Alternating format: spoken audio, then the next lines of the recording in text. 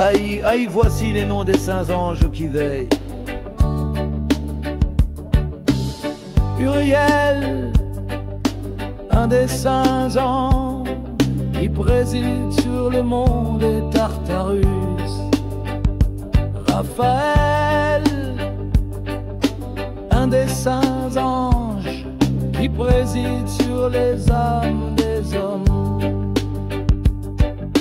Raguel, un des saints anges qui tire vengeance du monde et l'illuminaire.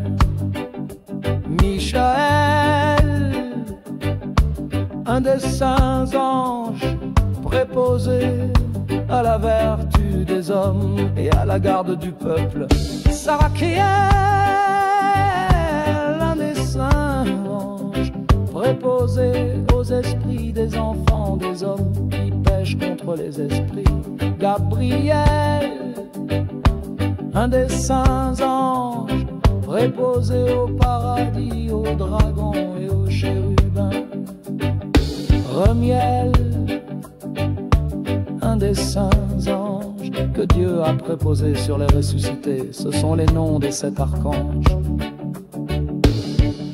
Ensuite je retournai au lieu où rien ne se fait là.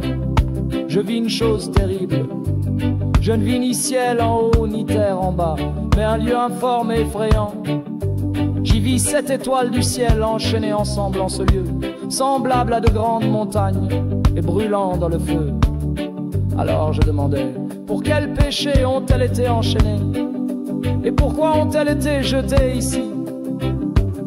Uriel, un des saints anges qui était avec moi et me guidait, me dit: Enoch, sur qui t'interroges-tu et t'inquiètes-tu?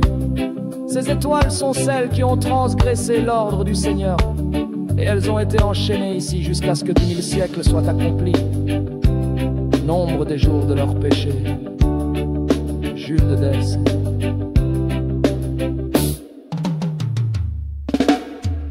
De là je passais dans un autre lieu plus effrayant que celui-là, et j'y vis une chose très horrible.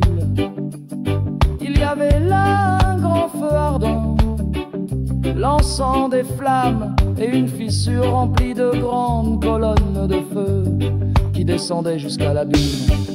Je ne pouvais voir ni ses dimensions ni sa hauteur, et je ne pouvais le regarder. Je dis alors, comme ce lieu est horrible et pénible à voir. Alors Uriel, un des saints anges qui était avec moi, m'adressa la parole et me dit: Enoch, pourquoi ressens-tu pareille crainte et frayeur? Je dis: c'est à cause de ce lieu horrible et l'aspect de cette souffrance. Il me dit: ce lieu est la prison des anges. C'est là qu'ils seront emprisonnés pour l'éternité. De là je passais dans un autre lieu de la terre, et il me montra une montagne de feu qui lançait des flammes jour et nuit. Et je me dirigeais vers elle et je vis 7 montagnes magnifiques, et toutes étaient différentes les unes des autres, avec des pierres précieuses et belles, et toutes étaient de grande valeur, et leur aspect était glorieux, et leur forme était belle.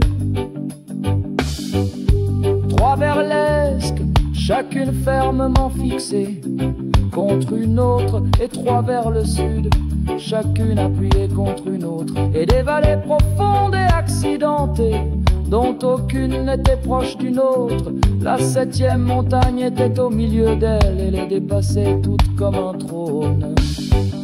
Et des arbres au parfum aromatique l'entouraient. Parmi eux se trouvait un arbre unique dont je n'avais encore jamais senti l'odeur. Il exhalait une odeur au-dessus de tout parfum, et ses feuilles, ses fleurs et son bois ne se dessèchent jamais. Son fruit est beau et ressemble aux grappes de palmier. Alors je m'écria: quel bel arbre! Il est beau à voir, son feuillage est gracieux, et son fruit est d'un aspect très agréable. Michael, l'un des anges saints et glorieux, qui était avec moi et qui était préposé à ces arbres, me répondit: Enoch, pourquoi me questionnes-tu sur le parfum? Et pourquoi t'informes-tu? Alors je lui répondis en ces termes: moi, Enoch, je désire être instruit sur tout, et spécialement sur tout ce qui concerne cet arbre.